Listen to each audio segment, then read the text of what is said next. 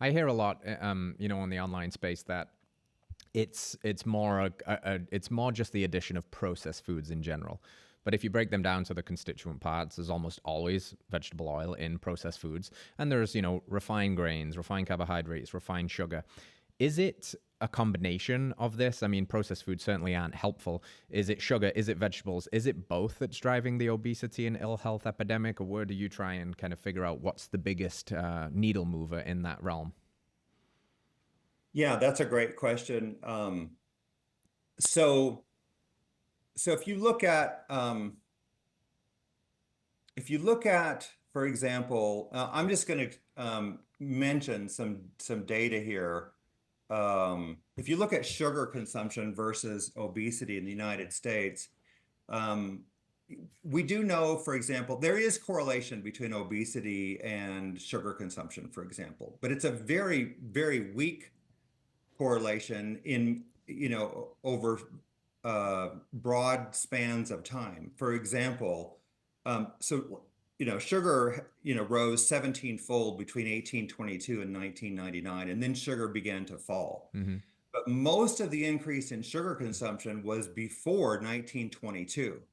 All right. So and people don't realize that. They think that sugar has been going way up, and that is not true. And we've published this evidence, and Stefan Guillenet first published this evidence that goes clear back into the 19th century.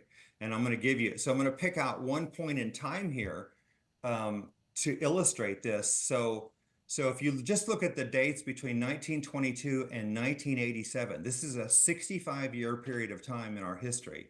Sugar consumption almost didn't change at all. It was 473 calories in 1922. This is per person per day, and 497 calories in 1987, Mm. 65 years later. So it's an increase of 24 calories, right? It was up 5%. Now, during that time, obesity elevated from 2.95% in 1922 to 18.6% in 1987. So, but what did seed oils do? Seed oils increased from 78 calories per person per day in 1922 to 550 calories in Mm. 1987. So Wow. let me give you all the numbers here at once, put this all together. So during that time, 65 years, 1922 to 1987, sugar increased 5%, vegetable oils increased 605%, Mm. obesity increased 532%. Okay, so for sugar theorists, how are they going to address this? We've got a 65-year period of time here where sugar virtually didn't change, and vegetable oils went up 605%, and obesity went up 6.3-fold or 532%. And I want to tell you, it's during that exact same time frame, diabetes increased um, from, let me get to the number exactly, so I give the exact number. So diabetes increased from 0.09% in 1922 to 2.6% in 1987. It increased 29-fold Mm. or 2,800%. So again, it's not the sugar that's driving this. And you can and there's so much more data. I'm just giving you one example of data that supports the hypothesis that it is vegetable oils driving obesity and diabetes, and refutes the hypothesis that it is sugar driving these conditions. Wow. And there's Yeah, there's the and then we have plausible mechanism for like seed oils creating insulin resistance at a cellular level, right? They're causing such, whether it's just rampant oxidative stress or a chemical change, like structurally something is happening that is creating insulin resistance that is far beyond just consuming more sugar.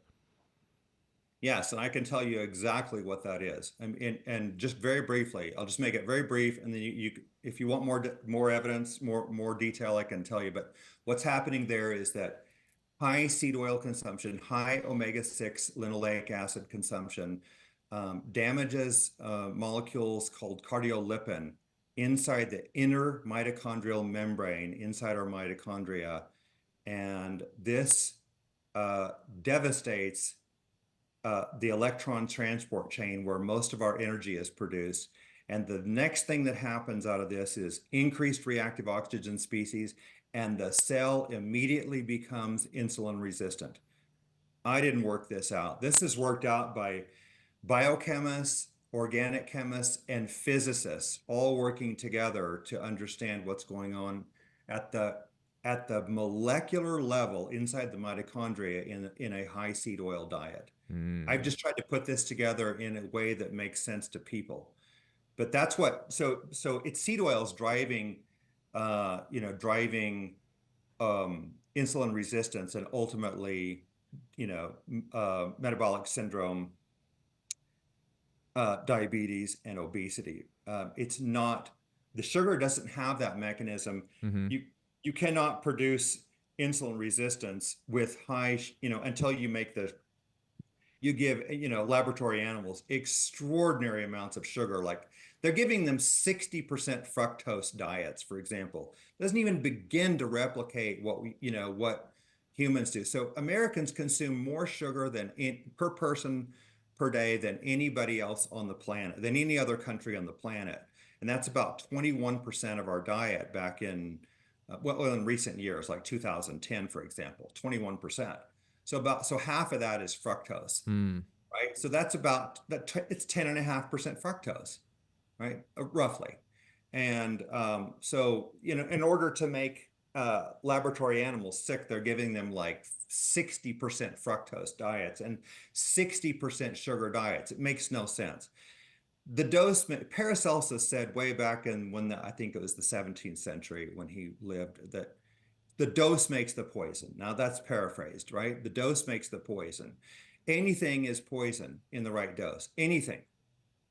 Oxygen, water, sugar, omega-6, linoleic acid, every vitamin, every mineral, every micro mineral you can think of. Everything has to be in a proper dose. Mm-hmm.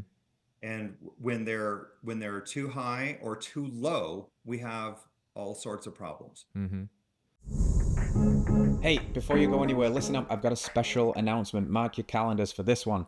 November 22nd, Heart and Soil is dropping a new documentary called Fed a Lie. This is going to be the documentary on seed oils. The end, the nail in the coffin. Expect to hear from experts like Dr. Paul Saladino, Nina Teicholz, Dr. Chris Knobbe, even superstars like Bethany Hamilton, as we gathered the big dogs to put an end to the seed oil madness. If you want to check that out, go to Heart and Soil's YouTube, subscribe, and go to fedalie.film. Plug in your details, and we will make sure you get the link as soon as that goes live so you can spread it far and wide. This will be an incredible conversation starter at the family table over the holidays, and it will be you helping us to spread this message of radical health and be a part of the healthy revolution. And as always, thank you for being here. If you like the show, please like it, subscribe it, and share it. Help us to spread this message of radical health. And we'll see you next week. Big love.